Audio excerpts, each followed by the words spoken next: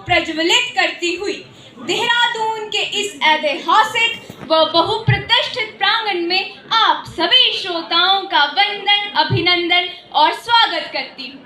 लोकतंत्र और लोकतांत्रिक मूल्यों की रक्षा, जी हाँ श्रोताओं, यही वह विषय है जिस पे अपने विचारों को वाणी का रूप देने के लिए आज इस मंच पर मैं उपस्थित हुई हूँ। हाँ, मैं उस भारत देश की वासी हूँ जिसके होठों पे गंगा और हाथ में तिरंगा है। वो भारत जो चाणक्य नीति और आर्यभट्ट के शून्य के लिए जाना जाता है। वो भारत जिसके योग तथा सनातन संस्कृति का लोहा पूरा विश्व मानता है। लेकिन मान्यवर, लोकतांत्रिक मूल्यों के पतन से महिलाओं का शोषण, जातिवाद, बंधुआ मजदूरी और भ्रष्टाचार जैसी नकारात्मक चीजें अपनी चरम सीमा पर पहुंच गई है, जिन्होंने हमारे भारत देश के माथे पर ऐसा बदनुमा दाग लगा दिया है कि ज्ञान तथा संस्कृति के बारे में जाने जाने वाला भारत आज भ्रष्टाचारियों या जातिवादियों की लाइन में अग्रणी है। लोकतंत्र है क्या? लोकतंत्र जनता की शक्ति है।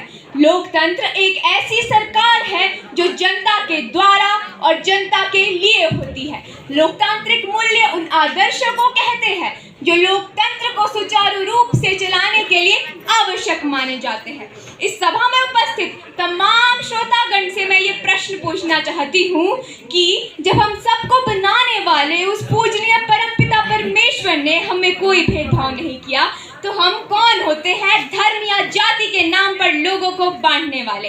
इस सभा में उपस्थित तमाम लोग ये तो जानते ही होंगे कि हमारे अपने गांव में भी जाति को लेकर कितना भेदभाव किया जाता है, मगर हमारे संविधान के अनुच्छेद 15 के तहत किसी भी व्यक्ति से धर्म, जाति, लिंग या जन्मस्थान के आधार पर कोई भेदभाव नहीं होगा।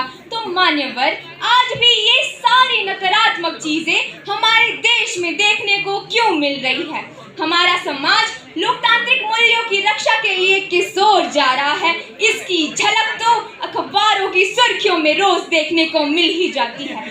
शराब पीकर गाड़ी ना चलाने का कानून 1988 में लागू कर दिया गया था, लेकिन मान्यवर, मुझे तो नहीं लगता कि हम इस कानून का भी पालन कर रहे हैं। जनाब, दिन में ऐसा कोई अखबार नहीं छपता होगा जिसमें किसी व्यक्ति के शराब पीकर हुई दुर्घटना का जिक्र ना हुआ हो। महिलाओं के संरक्षण का अधिनियम IPSC की धारा 354 के तहत किसी भी महिला की गरिमा को ठेस पहुंचाने या आपराधिक बल से संबंधित है, लेकिन फिर भी खबरें आती है कि पति ने पत्नी को काट कर फ्रिज में भर दिया। ऐसी खबरें दिल दहला देती है और आत्मा सिहर उठती है जब सुनने में आता है कि केवल 4 से 5 साल की मासूम बच्चियों का बलात्कार हो रहा है, वो भी सामूहिक रूप से, तो कभी स्वयं उनके परिजनों द्वारा भी। यह अनैतिकता की पराकाष्ठा लोकतांत्रिक मूल्यों का पतन नहीं तो और क्या है जनाब। हमारे शास्त्रों में भी कहा गया है कि यम यम चिंत्यते कामम तम तम प्राप्नोति निश्चितम परम ऐश्वर्यम अतुलम प्राप्स्यते भूतले पुमान। अर्थात कोई भी व्यक्ति अपने मन की दृढ़ संकल्प शक्ति से अपनी इच्छा को निश्चित ही पूरी कर सकता है और अपार ऐश्वर्य व धन की प्राप्ति कर सकता है। तो हे सभासदों, अपनी वाणी को विराम देने से पहले मैं सिर्फ इतना ही कहना चाहती हूँ कि नफरतों के इस जहर को दिलों में ना पलने दो।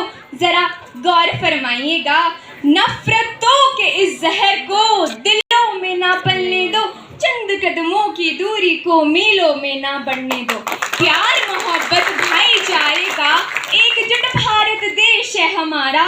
प्यार, मोहब्बत और भाईचारे का एकजुट भारत देश है हमारा। इसमें लोकतांत्रिक मूल्यों का पतन करके इसे जातिवाद या भ्रष्टाचार में न बदलने दो। इसे जातिवाद या भ्रष्टाचार में न बदलने दो। और ये सब तभी हो सकता है जब हम सब मिलकर संकल्प ले, क्योंकि संकल्प से ही सिद्धि प्राप्त की जा सकती है। तो आइए हम सब मिलकर ये संकल्प ले कि हम अपनी पूजनीय भारत भूमि को पुनः विश्व गुरु के पद पर सुशोभित करेंगे। आइए हम सब संकल्प लें कि हम लोकतांत्रिक मूल्यों की करेंगे। यकीनन समस्या बहुत बड़ी है और समय व साधन कम है, परंतु जनाब ये बात याद रखिए कि लोकतंत्र की रक्षा हमारे लिए बहुत महत्वपूर्ण है और संकल्प से ही सिद्धि प्राप्त की जा सकती है। धन्यवाद। जय हिंद, जय भारत, जय उत्तराखंड।